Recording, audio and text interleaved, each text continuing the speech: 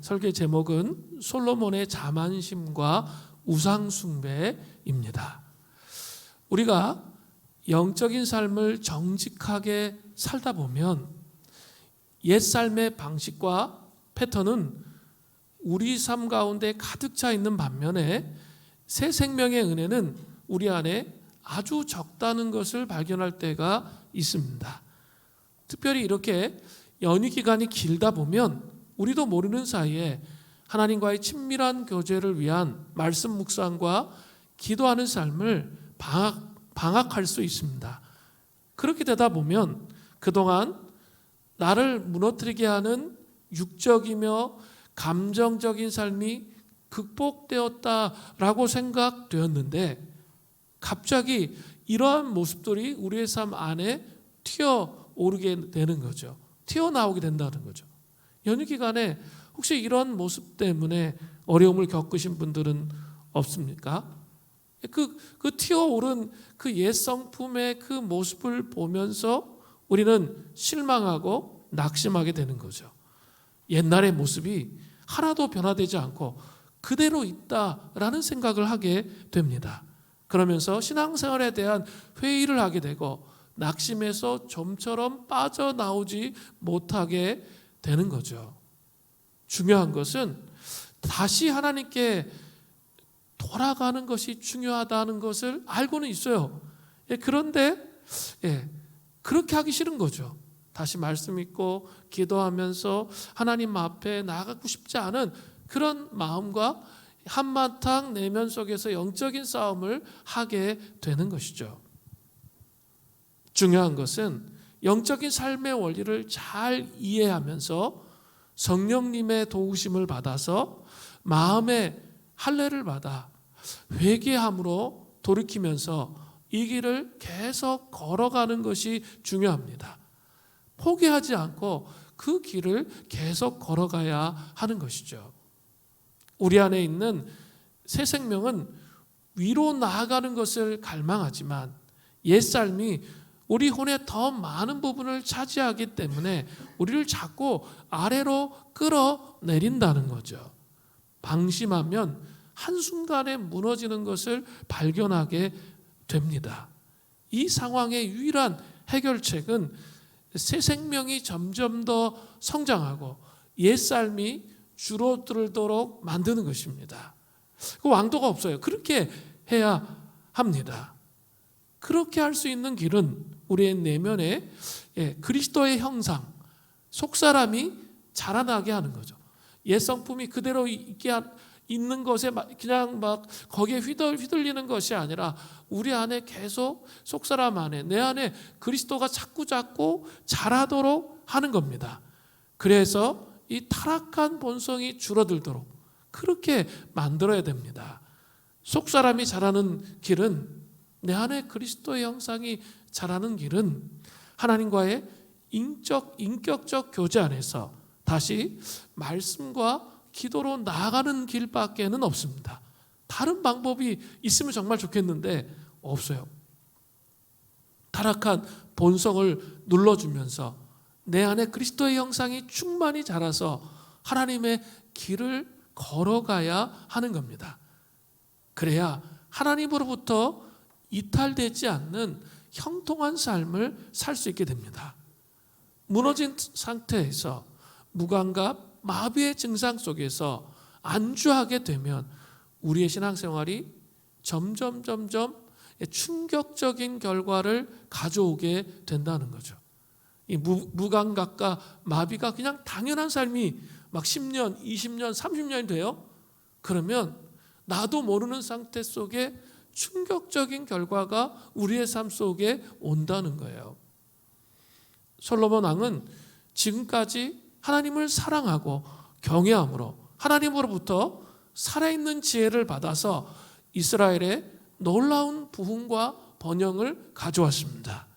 그러나 안타까운 것은 오늘 본문에 들어서기 전부터 전조 증상이 보였는데 오늘 본문에 들어오면 결정적인 치명타를 맞습니다.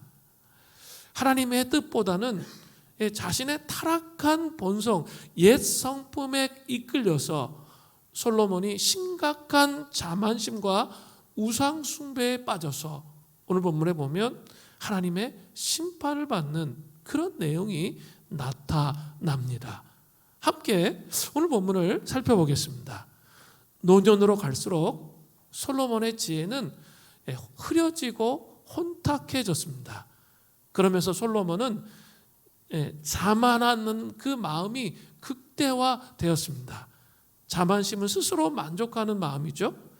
이만하면 됐어. 내가 하나님으로부터 이런 놀라운 살아있는 지혜를 받고 번영과 놀라운 이 부흥을 일으켰는데 이 정도면 내가 정말 잘한 거야. 나는 이제 할 만큼 했어 라는 마음을 갖게 된 거죠. 그게 자만심이에요.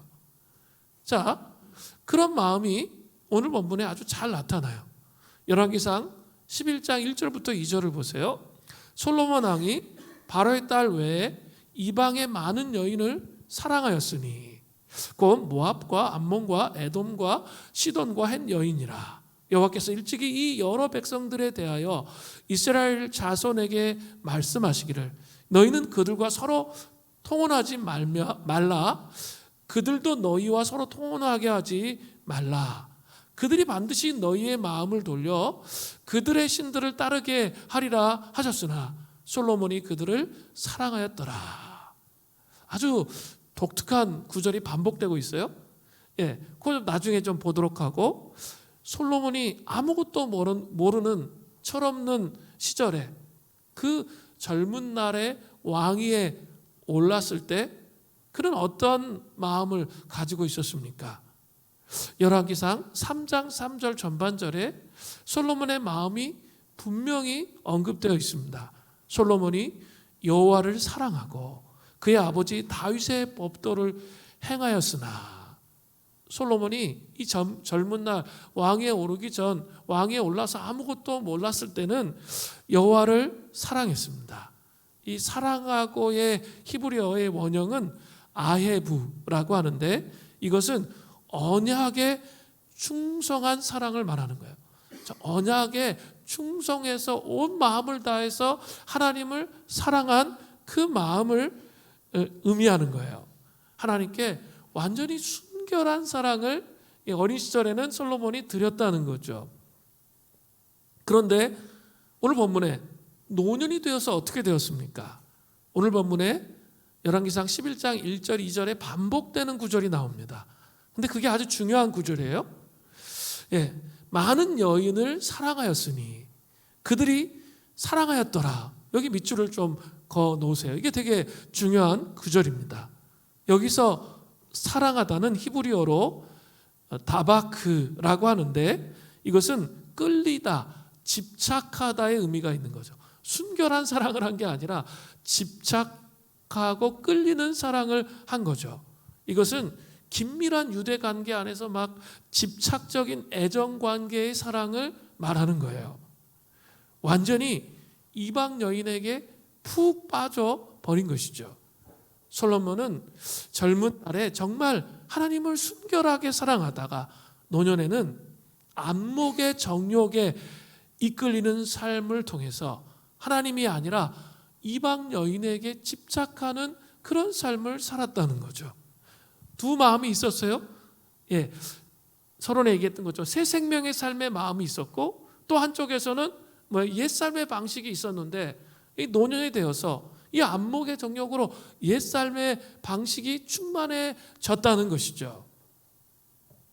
솔로몬의 부인들의 숫자는 얼마나 되었습니까? 열왕기상 11장 3절 전반절에 잘 나오죠. 왕은 후궁이 700명이요 첩이 300명이라. 1000명이에요 무려. 후궁은 정식으로 결혼한 사람들이에요. 그리고 첩은 결혼하지 않은 아내들입니다. 솔로몬의 부인이 무려 1000명이나 되었던 거죠.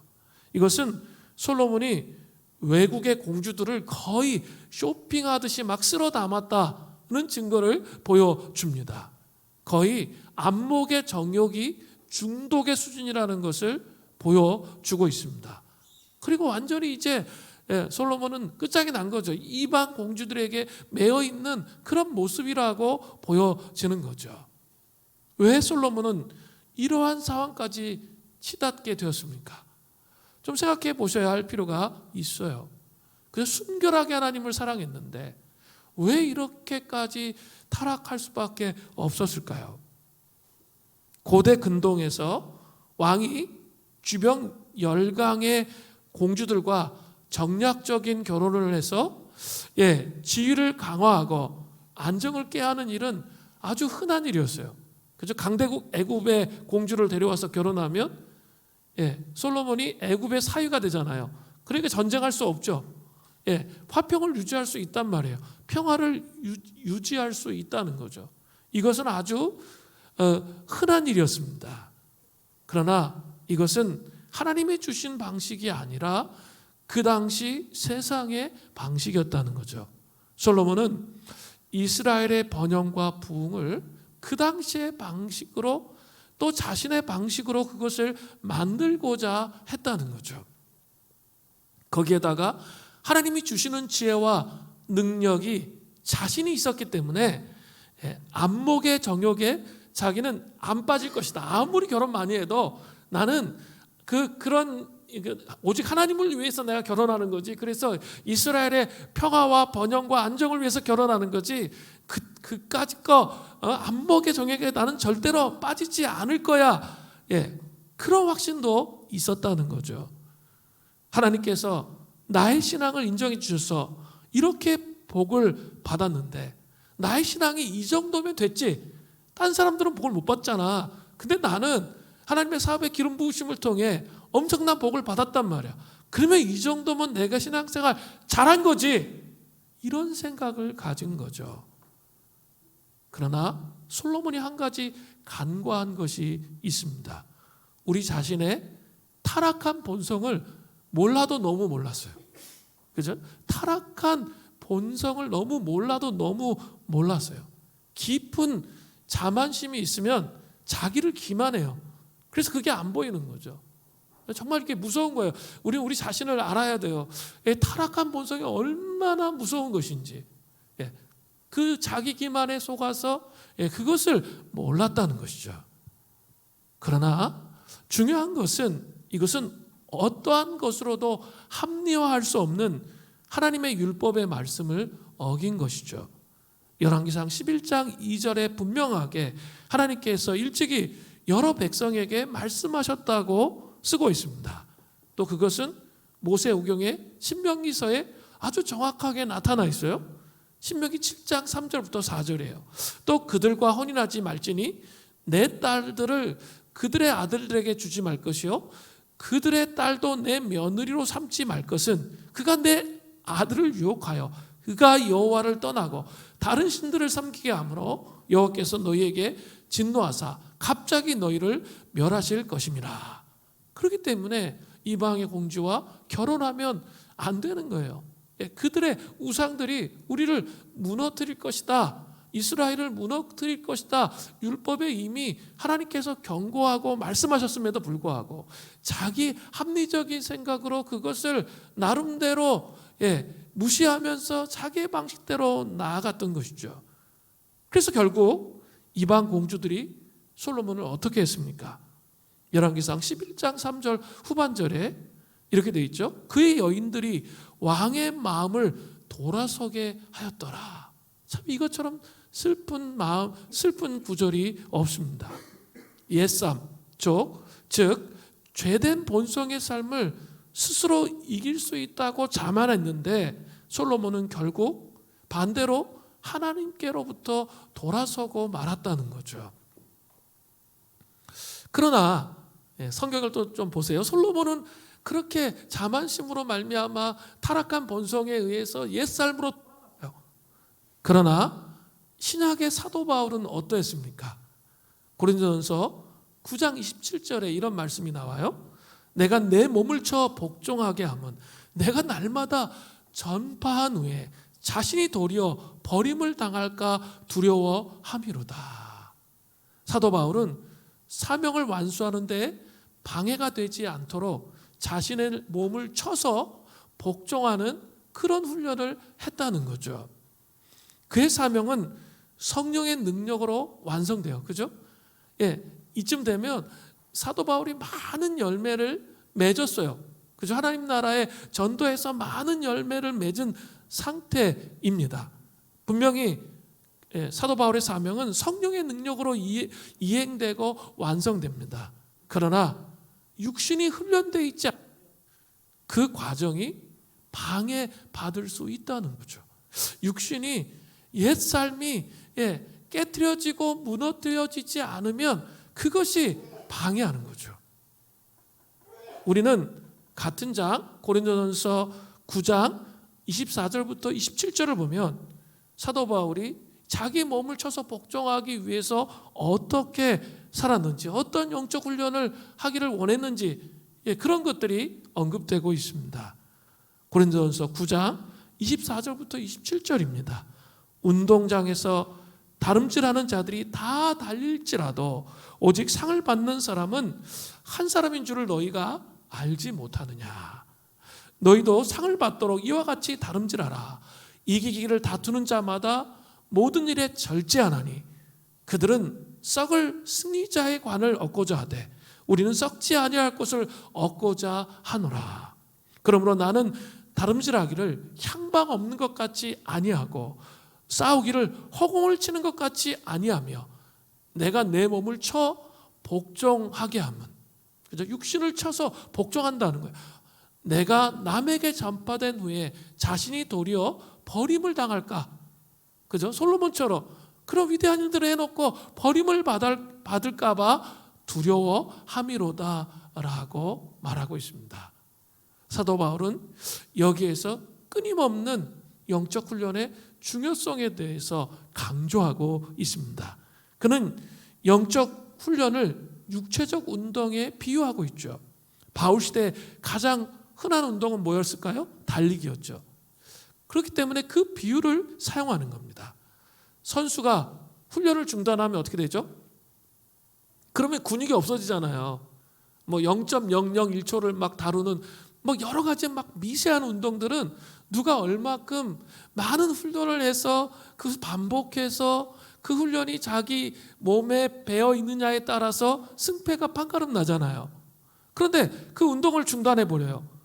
그러면 이길 수 있는 자격이 없게 되는 거죠. 그가 단순히 그냥 게임에 나간다 할지라도 그는 상을 받을 수가 없습니다.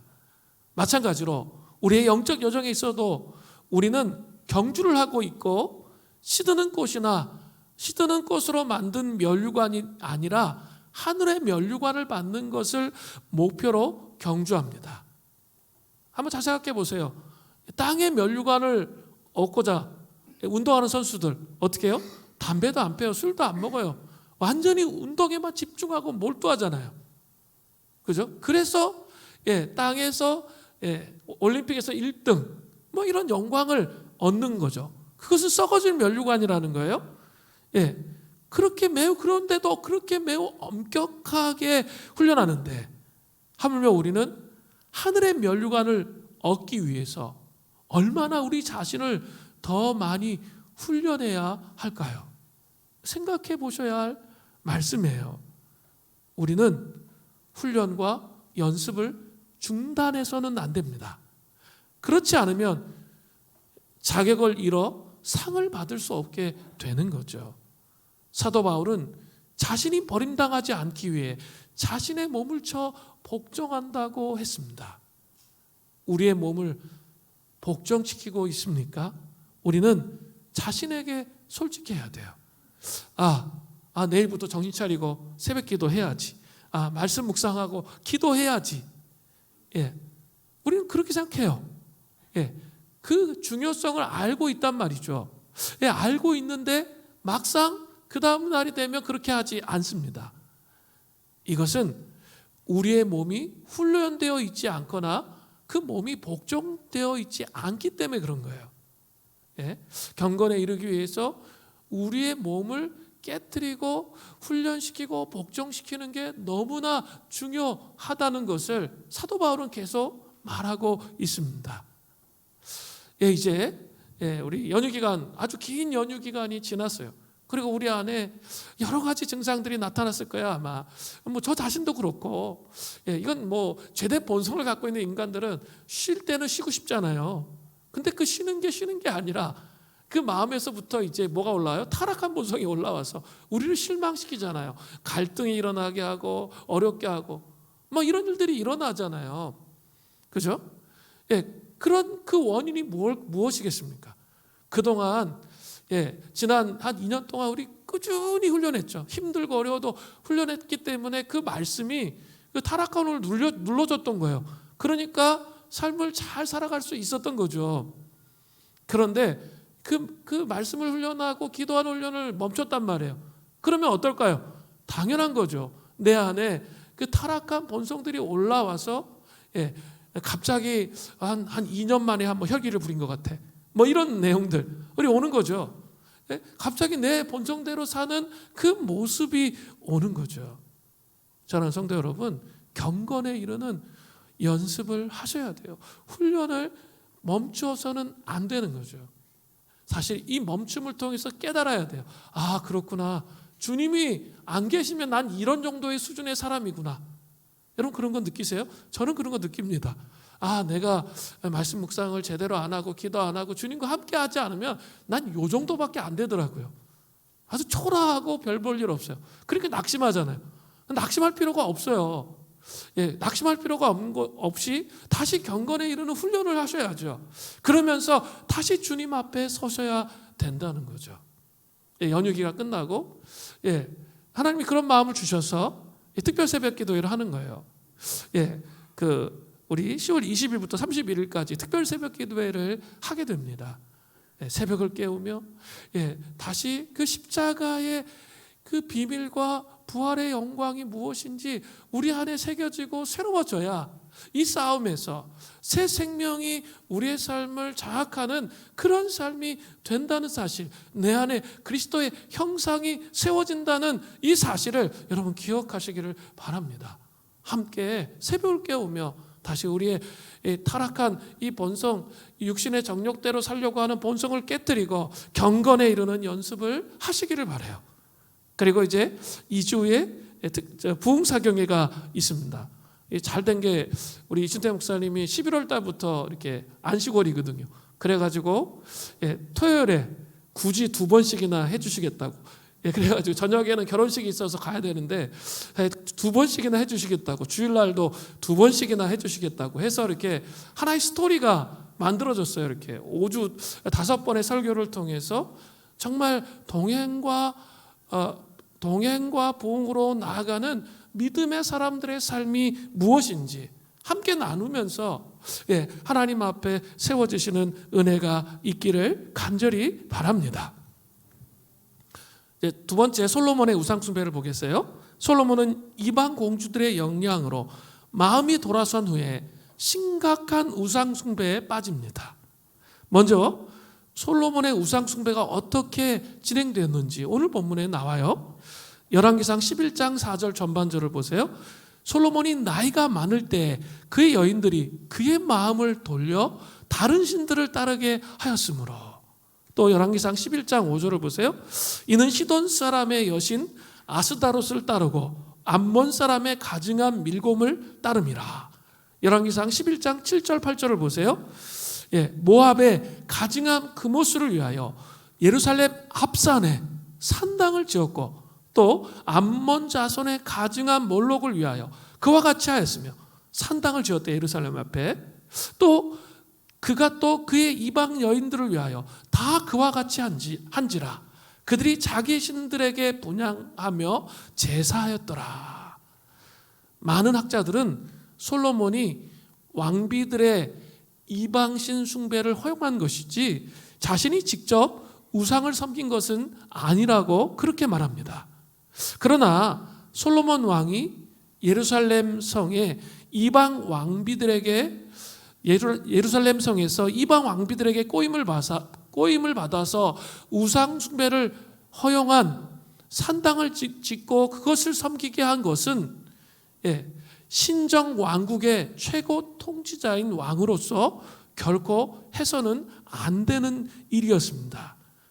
예루살렘 성이 타락하면 이스라엘 전체가 타락하게 되는 거죠. 아스타롯은 바알과 세트로 풍요의 여신입니다. 또 모압의 그모스 신과 암몬의 밀곰, 몰록 같은 말인데 이 신들을 섬긴다는 것이 너무나 충격적입니다. 왜냐하면 그모스와 밀곰은 자신의 자녀를 제물로 바치는 제사를 드리는 신이에요. 자기 소중한 자녀를 그 신에게 제사 드린다고요. 그런 것을 어디서 했어요? 예루살렘 앞산에서 그런 일을 하게 했다는 거죠. 너무나 안타까워요. 우리 몸을 주님께 산 제물로 드려도 모자랄 판에 예루살렘 성 앞산에서 그런 짓을 하는 것을 허용했다는 것이죠. 솔로몬의 이러한 행위는 하나님 보시기에 어떤 행위입니까? 열왕기상 11장 6절입니다. 솔로몬이 여호와의 눈앞에서 악을 행하여, 그것은 여호와의 눈앞에 악을 행하는 거죠. 그의 아버지 다윗이 여호와를 온전히 따름같이 따르지 아니하고, 열왕기상 11장 4절 후반절을 보세요.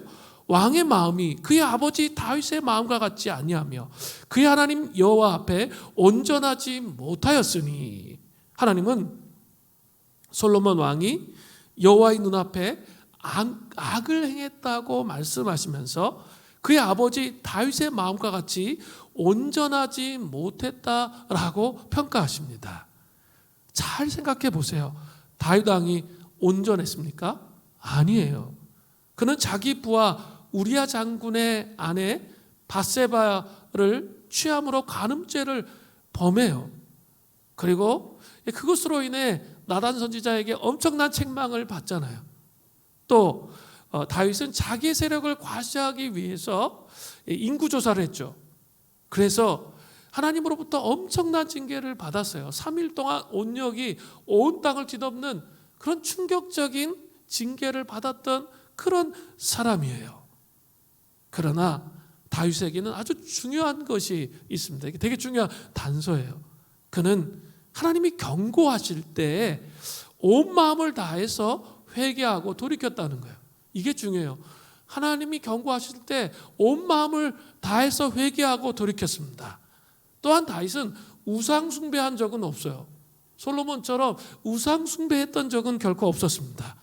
그래서 하나님은 다윗 왕을 하나님의 마음에 합한 사람이라고 그렇게 여겨주셨습니다. 그것은 다윗이 여호와 앞에서 온전히 여호와를 따랐다는 평가를 받는 그 이유가 거기 있는 거죠. 그 회개의 삶에 있었던 것이죠. 그러나 솔로몬은 그렇게 하지 않았습니다. 열왕기상 11장 9절을 보세요. 솔로몬이 마음을 돌려 이스라엘 하나님 여호와를 떠남으로 여호와께서 그에게 진노하시느니라. 여호와께서 일찍이 2번이나 그에게 나타나시고, 하나님은 솔로몬이 하나님을 떠나가서 우상 숭배에 빠진 것에 대해서 진노하셨습니다. 그래서 그에게 회개할 수 있도록 2번씩이나, 분명히 적혀져 있어요. 하나님이 그냥 무작정 징계하시지 않으세요. 우리의 삶에서도 2번씩이나 꿈에 찾아오셨어요. 그러나 솔로몬은 어떻게 했어요? 마음이 마비되고 굳어져 있어서 결코 회개하지 않았다는 거죠. 그렇기 때문에 하나님께서 내리신 솔로몬에 대한 평가가 있어요. 열왕기상 11장 10절을 보세요. 일에 대하여 명령하사 다른 신을 따르지 말라 하셨으나 그가 여호와의 명령을 지키지 않았으므로. 십계명 중에 1계명이 무엇입니까? 우리 성경 공부하고 있죠? 너는 나 외에 다른 신을 두지 말라입니다. 솔로몬 왕은 결코 하나님을 섬기지 않았던 것이 아니에요. 그는 성전을 건축하면서 강력한 그런 놀라운 하나님의 임재를 경험했던 그런 사람이었어요. 그죠? 우리 9장에서 잘 봤잖아요.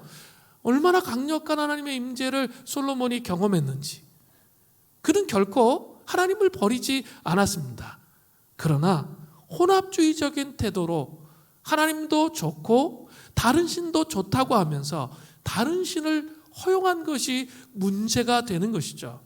자신의 합리적인 생각으로, 자만심으로 그 당시 정략 결혼을 통해서 나라의 안정을 꾀한다는 것이 어느 순간 안목의 정욕에 빠지게 되고, 그 여인들의 우상들을 받아들여서 예루살렘이 예루살렘 되지 못하도록 더럽혔다는 데 문제가 있는 거예요. 거기에 문제가 있습니다. 결국 솔로몬은 충격적이게도 하나님께서 가장 중요하게 명령하신 것을 어긴 꼴이 되었다는 거죠. 분명히 하나님도 섬기고 하나님을 떠나지 않았는데 가장 중요한 것을 어겨버리게 됐다는 거죠.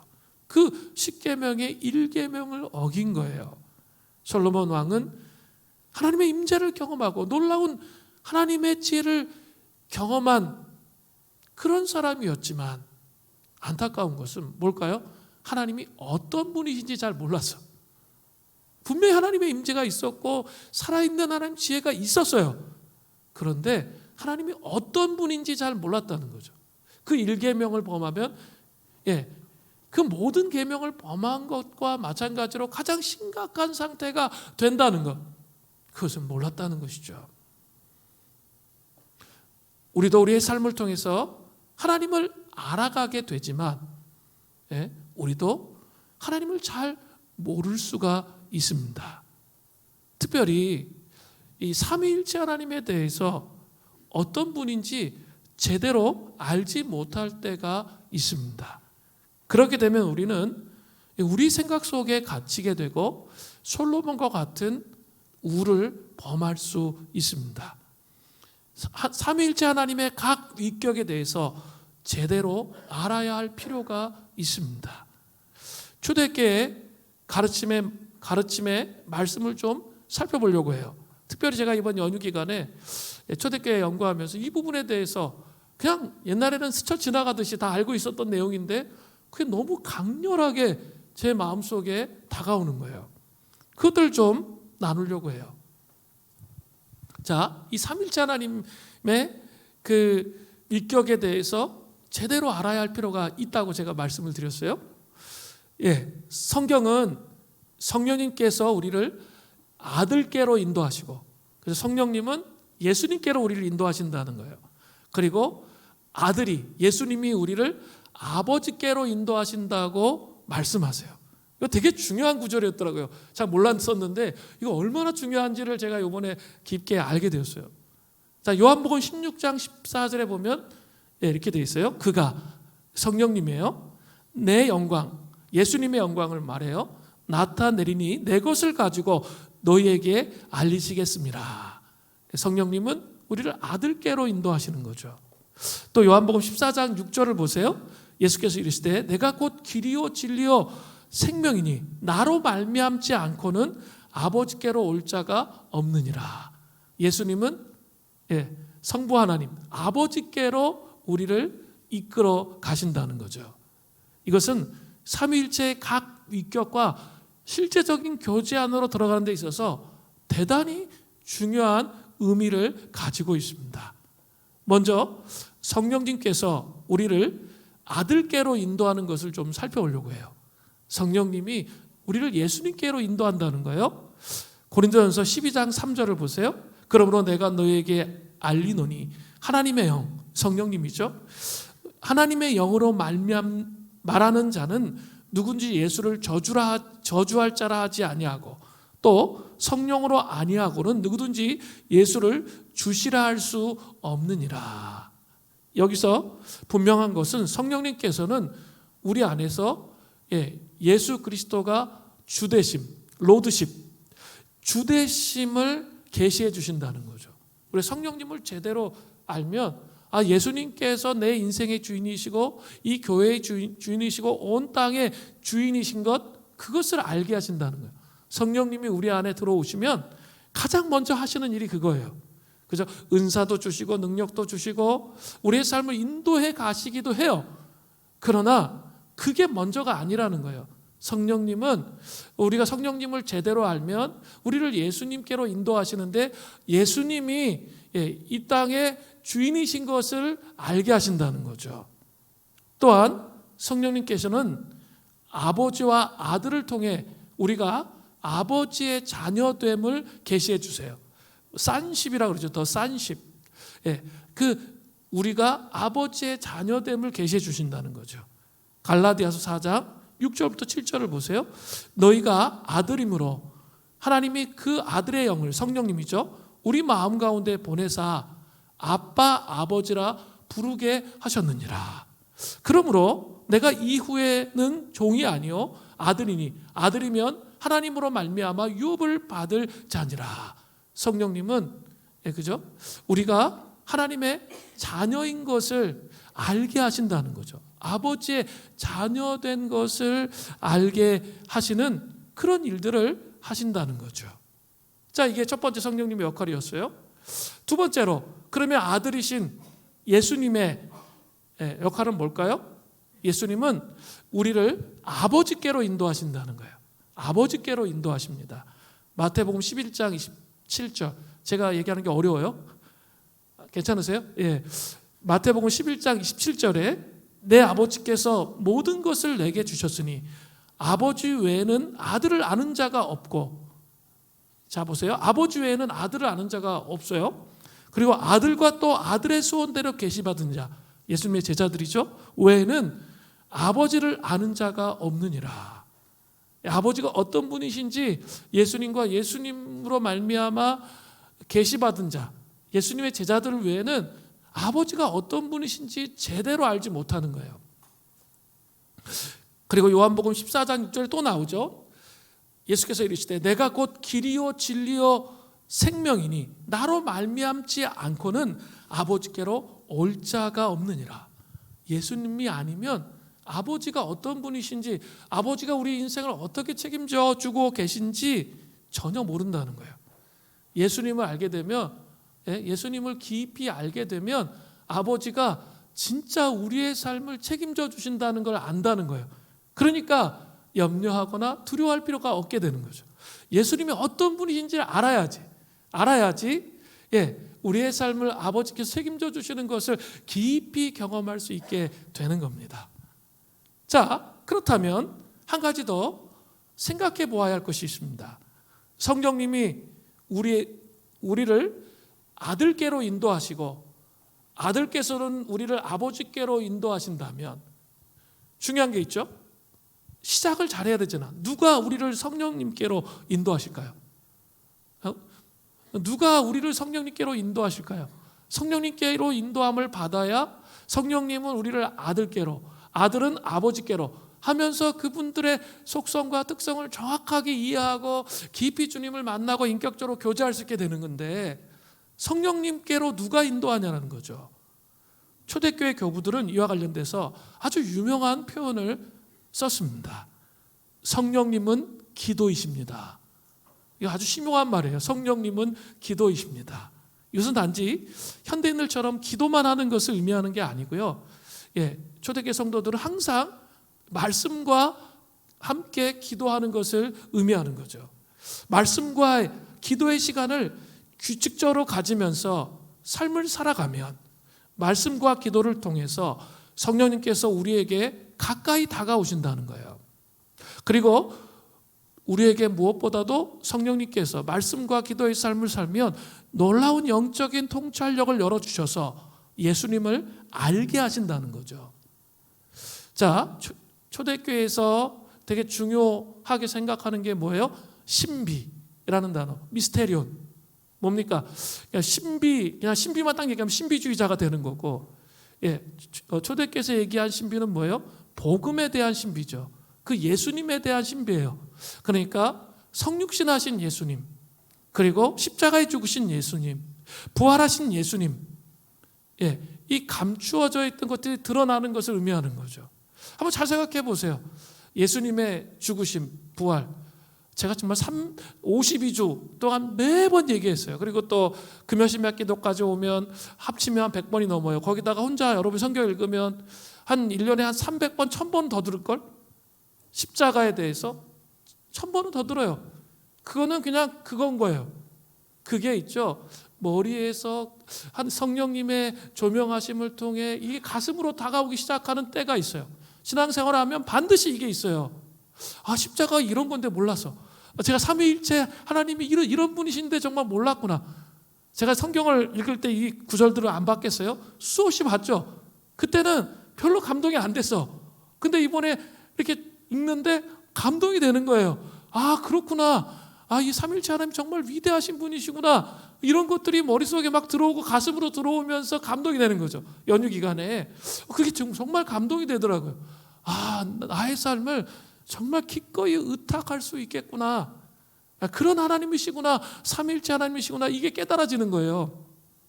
이거 누가 하시는 일이죠? 성령님께서 조명해 주셔야만 이해할 수 있는 거예요. 성령께서 이해하시지 않으면, 성령님 앞에 성령님 깨닫게 하시지 않으면 절대로 이 복음의 신비가 자기 거로 연결되지 않아요. 십자가의 죽으심이 나와 어떤 관련이 있는지, 이 땅에 육신을 입고 오신 그 하나님이신 예수님이 도대체 어떤 분이신지, 그게 이 가슴으로 다가오는 게 신비라는 거예요. 매번 들을 때마다 다가오는 거죠. 그게 또 새로운 시경이 열려요. 참 신기해요.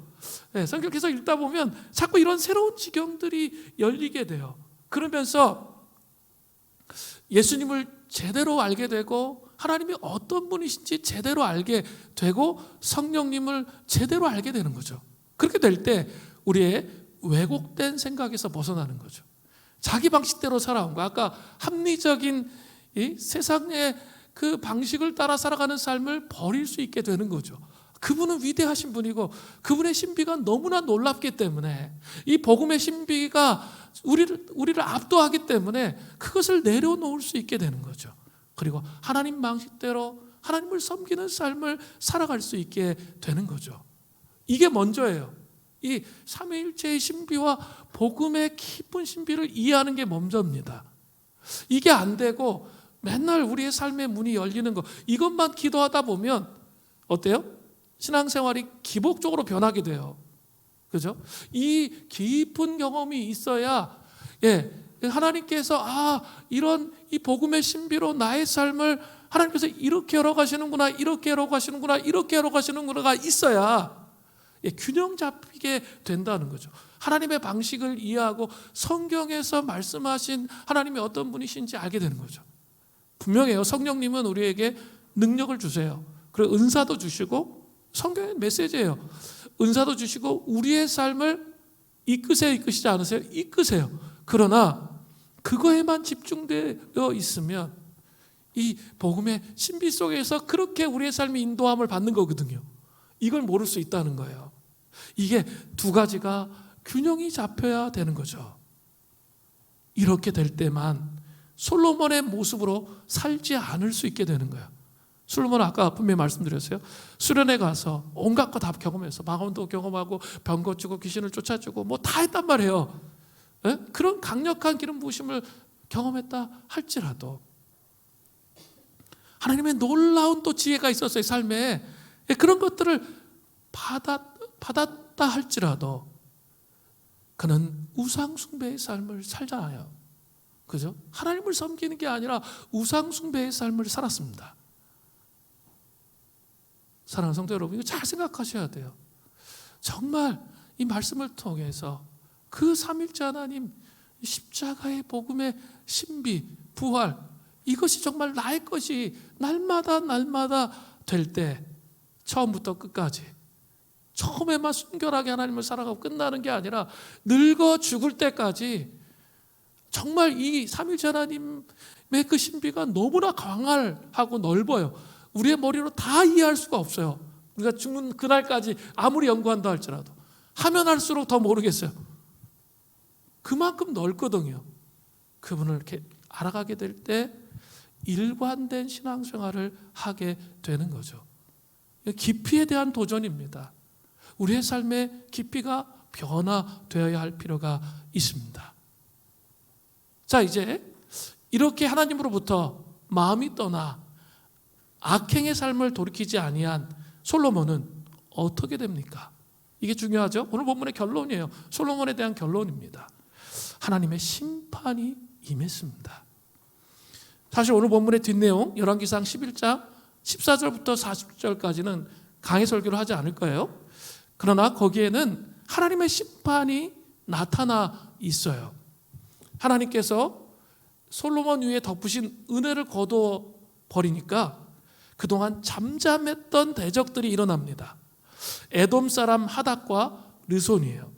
에돔 사람 하닷은 다윗 왕이 에돔 사람을 죽일 때 너무 어려서 피해서 살았던 사람이에요. 근데 그 하닷은 애굽으로 도망갔습니다.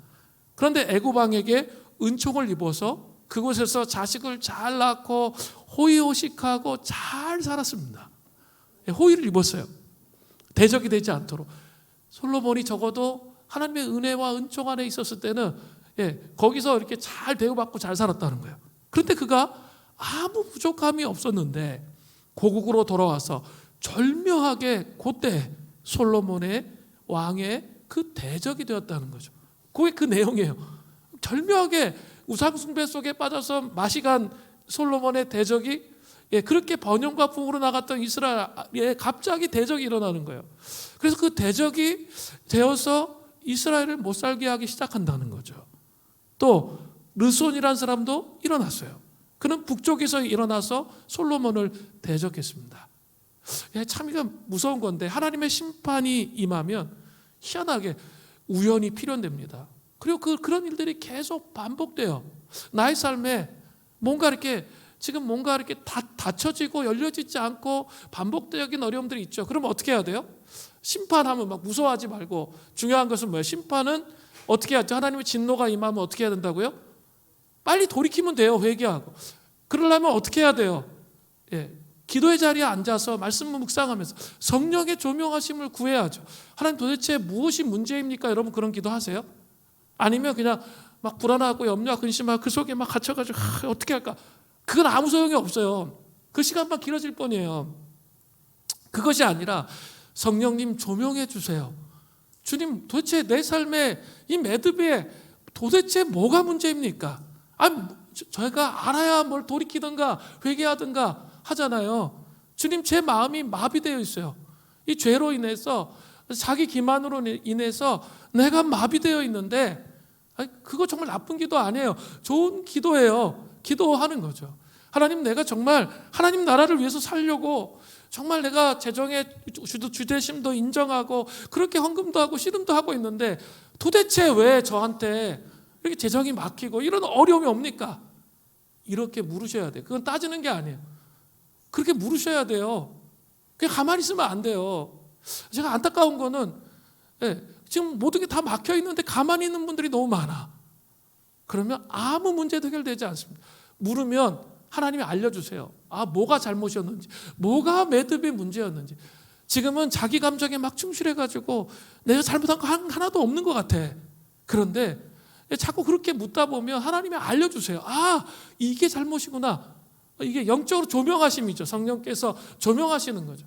그리고 그것을 십자가 앞으로 가져나가야 돼요. 하나하나 그렇게 풀어가면 인생에 아무리 정말 매듭이 완전히 꼬여가지고 풀 수 없는 것처럼 느껴지는 그런 상황이라 할지라도 하나님 그거 풀어주세요. 하나하나 다 풀어주세요. 그리고 새롭게 하시는 거죠. 여러분 그렇게 신앙생활을 하셔야 되는 거예요. 하나님이 계속 사인을 주셨는데도 끝까지 평행선으로 달려가서는 안 된다는 거예요. 솔로몬의 삶이 바로 그거였어요. 근데 그 삶의 특징이 뭐예요? 감각이 없는 거예요. 무감각하니까 그냥 지금 심각한 상태에 있는데도 모르는 거예요. 이 상태 가운데 있는 게 가장 무서운 거예요. 그래서 그 조명하심을 구하고 돌이켜야 되는 것이죠. 솔로몬은 그렇게 하지 않았다는 거예요. 또 열왕기상 11장 11절을 보세요. 여호와께서 솔로몬에게 말씀하시되 내가 이러한 일이 있었고 또 내가 내 언약과 내가 내게 명령한 법도를 지키지 아니하였으니 내가 반드시 이 나라를 너에게서 빼앗아 내 신하에게 주리라. 더 중요한 것은 이제 하나님께서 깨닫지 못하니까 이스라엘 내부에서 대적이 일어나게 하셨습니다. 그 사람의 이름은 여로보암입니다. 솔로몬이 밀로에서 건축하려고 할 때 요셉 족속의 감독으로 일한 사람이었습니다. 그는 하나님의 선지자 아이야 선지자의 예언을 받고 이스라엘의 12개 지파 중에 10개 지파를 규합하여 북이스라엘을 일으키잖아요. 열왕기상 12장이 그 북이스라엘이 일어난 내용이에요. 열왕기상 11장 11절에 분명히 이렇게 되어 있어요. 내가 반드시 이 나라를 내게서 빼앗아 내 신하에게 주리라. 이 말씀을 들었을 때 어떻게 해야 돼요? 다윗처럼 정말 긍휼을 구하고 자비를 구하며 회개하며 돌이키며 주님 앞에 서 있어야 돼요. 무감각하게 그냥 그렇게 머물러 있으면 절대 안 된다는 거예요. 웅크리고 그 자리에 머물러 있으면 안 된다는 거예요. 하나님 앞에 온 마음을 다해서 하나님, 정말 이 문제의 해결책은 당신에게만 있습니다.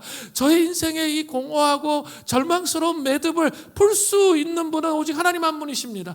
주님 알려주세요. 주님 깨닫게 해주세요. 제가 정말 무감각해서 전혀 모르겠습니다. 주님 저를 도와주세요. 하나님, 저희 고집스러움과 완고함이 어느 정도인지 알게 하시고 회개하고 돌이키고 주님 앞에 서게 해 주십시오. 이렇게 기도해야 되는 겁니다. 그렇게 하지 않았기 때문에 결국 이런 멸망이 오는 거죠. 그런데 그 멸망 중에도 놀라운 게 있어요. 한 지파, 유다 지파, 또 베냐민 지파 거기에 붙어요. 그걸 통해 계속 왕권이 이어집니다. 진노 중에 하나님이 긍휼을 베푸시는 거죠. 그 이유는 누구 때문이에요? 솔로몬 때문이 아니에요. 다윗 왕이 하나님의 마음에 그 회개하는 삶을 잘 살았던 다윗 왕 때문에 그런 거예요. 그것이 열왕기상 11장 12절부터 13절에 나오잖아요. 그러나 내 아버지 다윗을 위하여 내 세대에는 이 일을 행하지 아니하고 내 아들의 손에서 빼앗으려니와 오직 내가 이 나라를 다 빼앗지는 아니하고 내 종 다윗과 내가 택한 예루살렘을 위하여 한 지파를 내 아들에게 주리라 하셨더라. 유다를 또 베냐민을 그 솔로몬의 왕위가 이어지는 것이죠. 누구 때문에? 다윗 왕 때문에, 다윗 왕의 긍휼 때문에 그런 것이죠. 저는 이 말씀을 보면서 좀 생각해 보게 됐어요. 다음 세대를 세우는 게 정말 어려운 일이구나. 그런 생각 안 드세요? 다윗은 하나님 마음에 합한 사람이잖아요. 그런데도 아들이 실패했잖아. 아들을 위해서 얼마나 많이 염려하면서 그가 하나님을 경외하도록 유언과 같이 우리 열왕기상에 보면 얼마나 많이 남겼어요. 그런데 솔로몬이 그런 삶을 살지 못했다는 것을 볼 때 정말 우리가 각성하고 깨어 있어야 되겠다라는 생각이 들어요. 다음 세대 우리의 자녀들 그냥 방치해 놓으면 안 돼요.